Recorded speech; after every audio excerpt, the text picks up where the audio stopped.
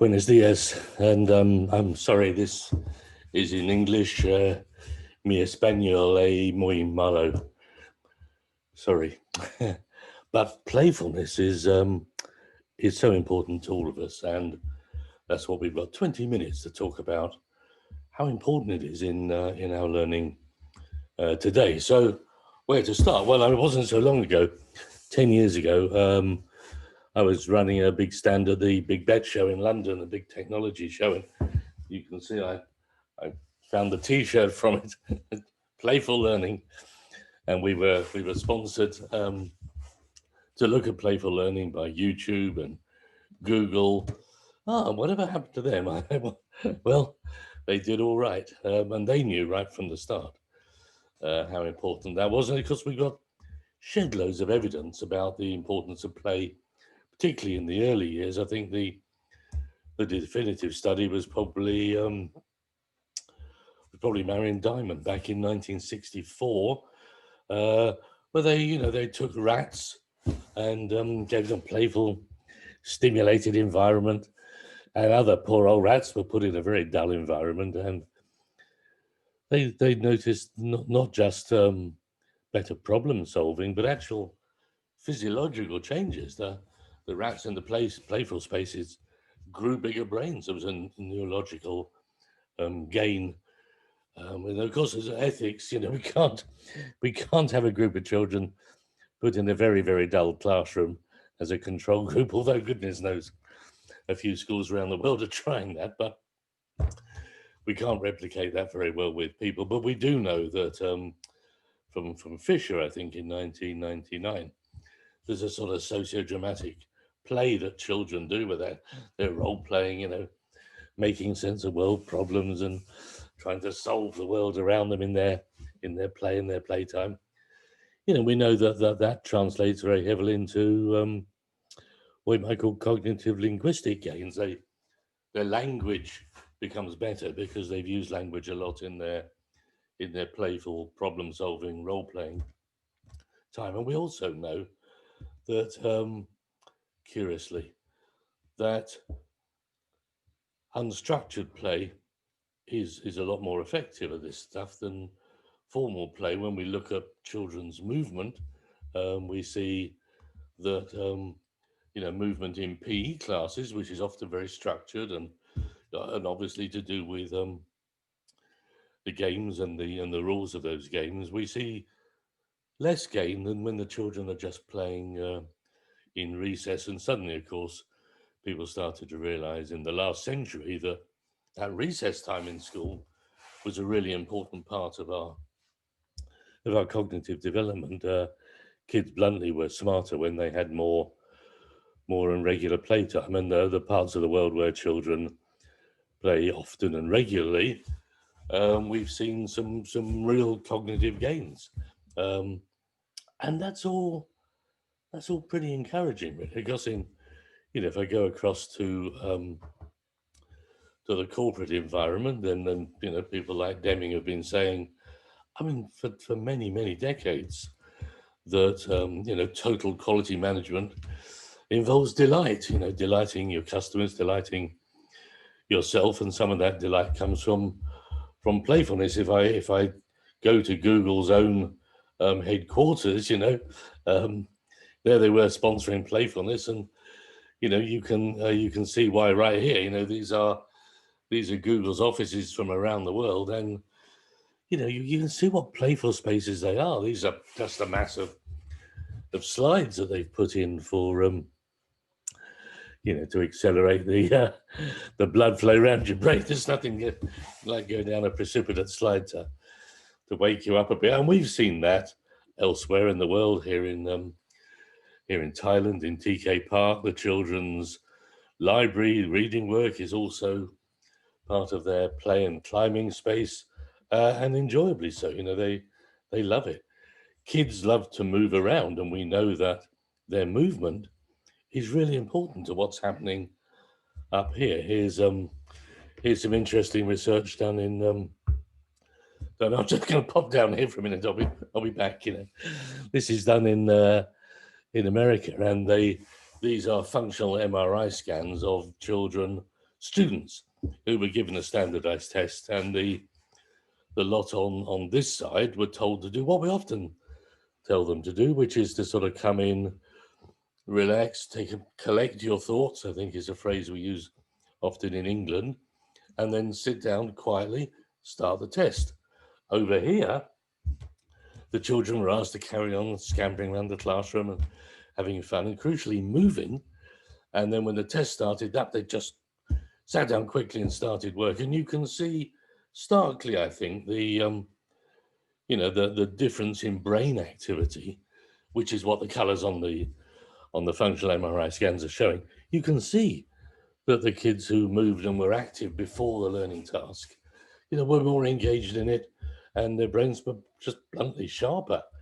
And I think we've known this for a very long time. I mean, sometimes that translates in the classroom into, children standing and writing and doing their work. This is a relatively poor school. This is the wealthiest school in England, Eton. Getting up and getting moving is important. Of course, getting up and getting moving is a really important outcome from play. But it's more interesting than that, because we know that the things that you play with have a big role in the way in which you can learn. So, for example, we know that when children do block play, using wooden blocks at very early years, and all the early years teachers watching this will be going, yeah, tell us something new, Stephen.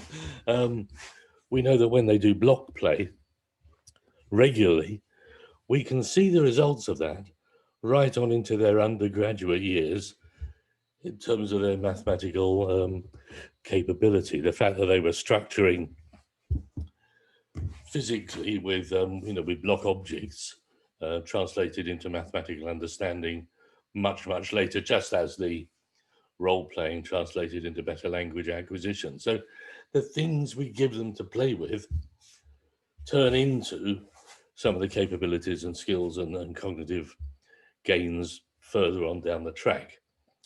So then it starts to get really interesting, because we've been giving children all sorts of things to play with over the years. From look, I've got this sort of clockwork robot here, which is let me turn him on. With his sparks running in there, if you can see them, and the clockwork feet marching away. He's getting a bit oldish like me. He's getting a bit rheumatic, but there's a lot of learning to be done there. There's the engineering, mechanics, energy, conservation of energy, friction, the chemistry of making sparks. The things we use to play turn into broader concepts. And we know that children doing programming, this is a little Lego drone, you can program the drone to fly your little person across the classroom. You can program it to do flips, and it's got a camera underneath. You can program it to take photographs and record. So that seems simple enough as a way of learning to program, but there's a whole lot of other stuff going on in there as well. And play turns out to be hugely important in a whole range of those broader concepts. And of course, today, here we are in the middle of a COVID crisis, which goodness knows has been dreadful in Madrid. It's been catastrophic here in England, where I'm living. That my grandchildren live with me. We're on lockdown as I speak. But we've also had colossal levels of weather instability, more and more rainfall in the last month where I live than in history. We've never had a month as wet. And, if we take probably, I think, 6 of the wettest Octobers in history, they've been the last 6. If you look at the hottest years globally, it's all been in the last decade or so. I'm not going to get into a debate about where we are with the climate crisis, but the climate crisis is throwing unexpected things at us. What's the impact, for example, Europe has a trade relationship with North America. What's the impact of superstorms, which are predicted for the North Atlantic? And the wind in the North Atlantic is blowing 250 miles an hour. No boats we'll be able to survive that. And trade stops. We haven't thought about these things very well. And then there's mass migration, which has had significant impact on Europe. I mean, much of it in a good way, not necessarily all of it. And then there's water shortage, and then there's problems are coming at us thick and fast. The certainty of uncertainty, the constancy of change is what we face. And of course, in play, that's what you get. The joy of play is to be faced with, I wasn't expecting that, to be faced with unexpected problems and to be challenged with solving them. I'm playing a little computer game. I'm hiding on the screen, from the monsters. The monsters are coming. I look up, I've never seen one of those, What am I going to do with that one? You're developing strategies and problem solving, and it's the unexpectedness that really matters. And we know that in terms of our learning processes, that what we call ipsative referencing, the measuring my own progress, is enormously motivating. Not many children actually are motivated by normative referencing or by, what they're motivated by is a sense of moving forward, of doing something they couldn't do before, playing a game they were never able to do before, defeating the villain they could never do before. And of course, when we surveyed that, and we surveyed thousands of people back in the 90s, and we asked, what was your best learning experience? You might ask yourself the same question. They came back with a very clear view that it was always something they did with others. It was never something they did on their own. It was always difficult. Nobody said their best learning experience was learning to do something that was easy. There was no real motivation in all that. And they had a sense of audience for what they did. Others could see what they were doing. Most of all, they always had a teacher or a parent or a coach involved with their learning, and those people were a little crazy. They remember fondly that they were just mad about poetry, obsessed by history, or just mad about physics. We're busy. We have bonfire night here this week, and I'm busy making I'm busy making gunpowder from sulfur powder and saltpeter and so on with the granddaughters, and they love the idea of blowing things up. We're making black gunpowder, but they love the history, they love the detail of it, and the playfulness has been the route into all that. What we're seeing is how important play is going right forward. We've known play mattered in the early years for a very long time, but now, schools are, we're invoking things like these clocks, where the kids have to invent the numbers on the clocks to move themselves forward. Or here's, perhaps rather alarmingly, here's my local vicar from our local church, who, faced with the challenge of how does she distribute holy water and bless people during a COVID crisis, and you can see she's adopted the water pistol approach. People in adult lives know how important play is by the time you get to Google, by the time you get to be a grandparent. In our early years, we know how important play is. What we now know starkly is how important that gap in between early years and adulthood is for play. And we know that, even when we were doing some of those wonderful projects in the sex school classrooms, we know that these children, here we are in Barcelona, is Phil, the head teacher at that time. You can see,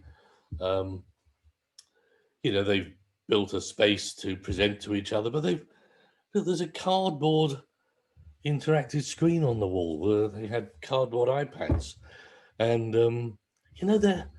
their learning was more engaging because they were role-playing learning in the future.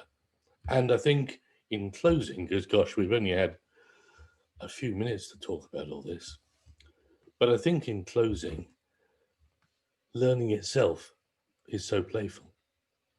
Learning faces us with all those challenges and all.